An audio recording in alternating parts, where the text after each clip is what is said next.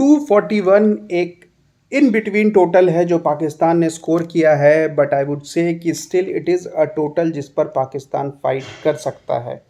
इस टोटल के लिए सबसे ज़्यादा क्रेडिट जाता है साउद शकील और खुशदिल शाह को, जिन दोनों की इंपॉर्टेंट इनिंग्स की वजह से पाकिस्तान 241 तक पहुंचा।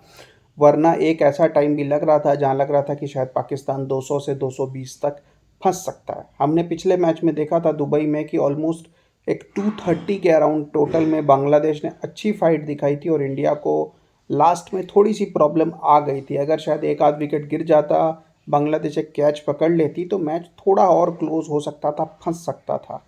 और पाकिस्तान के पास बॉलिंग लाइनअप भी आई वुड से बांग्लादेश से तो बेटर ही है, और साथ में एडिशनल 12-15 रन भी हैं। हाउएवर आई वुड से कि पाकिस्तान वुड बी डिसअपॉइंटेड। 265-270 यहाँ पर एक अच्छा कॉम्पिटिटिव टोटल होता जिसमें इंडिया को काफ़ी परेशानी होती।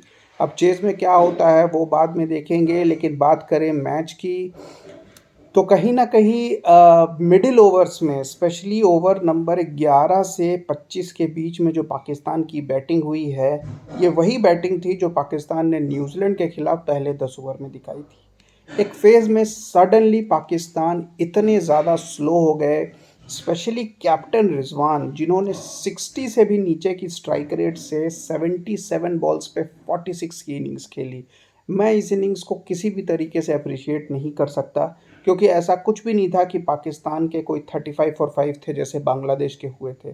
52 फॉर 2 पर जब आए थे रिजवान, तो मेरे ख्याल से इतनी भी ज़्यादा पुअर सिचुएशन नहीं थी कि उन्हें 60 के नीचे स्ट्राइक रेट से इतने लंबे टाइम तक बैटिंग करनी पड़ी। पहले 15 20 25 बॉल में समझ सकता हूँ, आप पिच की स्पीड, आप पिच के पेस के साथ एडजस्ट करते हो, लेकिन आप 77 बॉल्स तक अगर 60 के नीचे स्ट्राइक रेट से बैट करते हो तो कहीं ना कहीं आप ही ने वो 10-15 रन पाकिस्तान को शॉर्ट रखा है, जो मैच जीतने और हारने के बीच का डिफरेंस हो सकता है। ये कितना डिफरेंस क्रिएट करेगा ये तो मैच के एंड में पता चलेगा, लेकिन हाँ, अगर स्टार्ट से बात करें तो इमामुल हक जो फ़खर जमान की जगह आए, वो थोड़ा स्ट्रगल करते नज़र आए, एंड विच इज़ अंडरस्टैंडेबल, क्योंकि सडनली आप एक प्लेयर जो टीम में नहीं है, स्क्वाड में नहीं है, उसे सडनली 2-3 दिन पहले बताया जाता है कि भाई अब आपको दुबई जाना है और सीधा इंडिया के साथ मैच है, तो प्रेशर तो डेफिनेटली आता है। और इमामुल हक काफ़ी स्ट्रगल करते नज़र आए।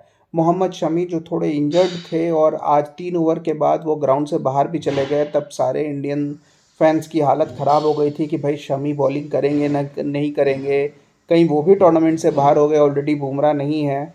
लेकिन शमी फिर वापस आए, हालांकि उनकी पेस थोड़ी डाउन थी, बट एटलीस्ट उन्होंने आकर परफॉर्मेंस दी। मैच की बात करें तो इमाम उल हक ने 26 बॉलों पे 10 रन बनाए, लेकिन दूसरे एंड से बाबर आजम थोड़ा बेहतर इंटेंट दिखा रहे थे। उन्होंने अक्षर को चार्ज करके एक बाउंड्री भी मारा ओवर द टॉप, हर्षित राणा को एक आध बाउंड्री निकाले, हार्दिक पांड्या को एक आध बाउंड्री मारी।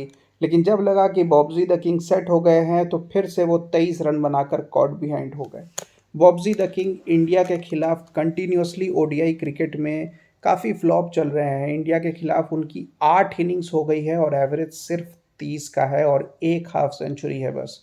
तो उनको ये स्टैट्स सुधारने पड़ेंगे, क्योंकि सबको पता है कि बड़ी टीम्स के खिलाफ बॉब्जी द किंग फ्लॉप हो जाते हैं, और इंडिया के खिलाफ उनकी परफॉर्मेंस काफ़ी बिलो एवरेज है। 30 की एवरेज 8 इनिंग्स में I would say is very very low for Pakistan premier batsman, if I can put it that वे।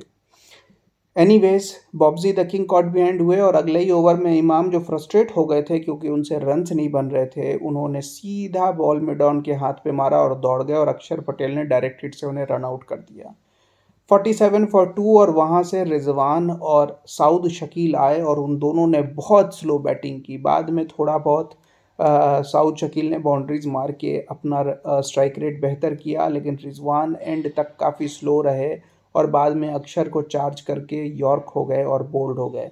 उनके आउट होने के 2-3 ओवर के अंदर ही साउद शकील भी 62 रन्स बनाकर कॉट हो गए शॉर्ट बॉल पुल करने के चक्कर में। लेकिन आई वुड स्टिल से कि साउद शकील ने एटलीस्ट 80 प्लस स्ट्राइक रेट से बैटिंग की एंड में, तो साउद शकील की इनिंग्स को इतना क्रिटिसाइज नहीं किया जा सकता, because he made up for it, जो कि रिजवान करने में अनसक्सेसफुल रहे।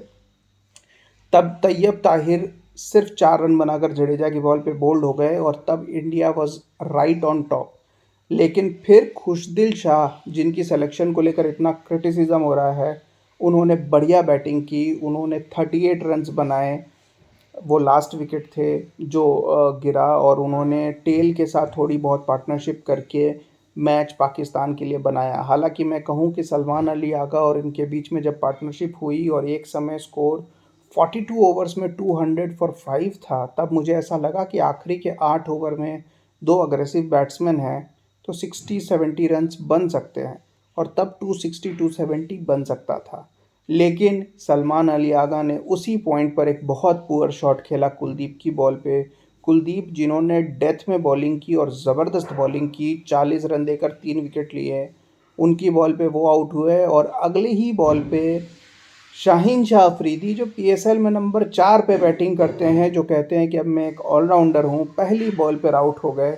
और इन दोनों के आउट होते ही इक्वेशन चेंज हो गई। 200 फॉर 5 से 200 फॉर 7 हो गई पाकिस्तान, और ऐसा लगा कि कहीं 230 के अंदर ऑल आउट ना हो जाए।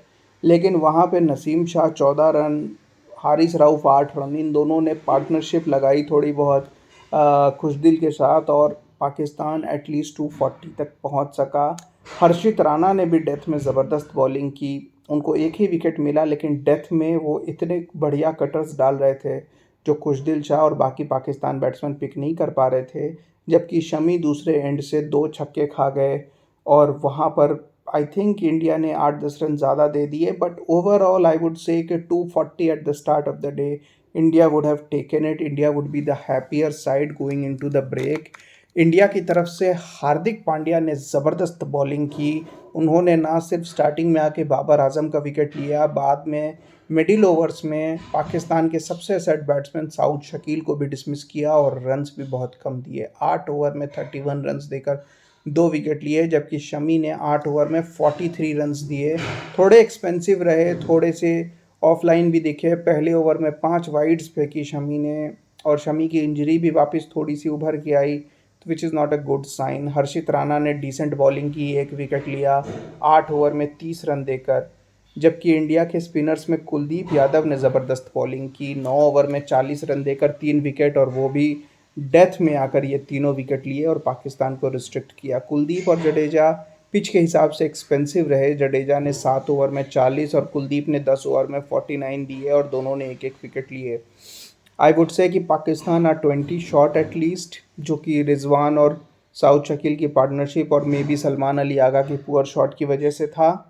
But they have a fighting total. अगर बांग्लादेश 230 पे फाइट कर सकती है तो 240 पे पाकिस्तान भी आई वुड से कि फ़ाइट तो कर ही सकती है। इंडिया के लिए न्यू बॉल नेगोशिएट करना बहुत ज़रूरी है, इंश्योर करना कि वो न्यू बॉल पे ज़्यादा विकेट्स ना दें, तो फिर इस मैच में इंडिया को हराना मुश्किल होगा। Keep watching guys, thank you.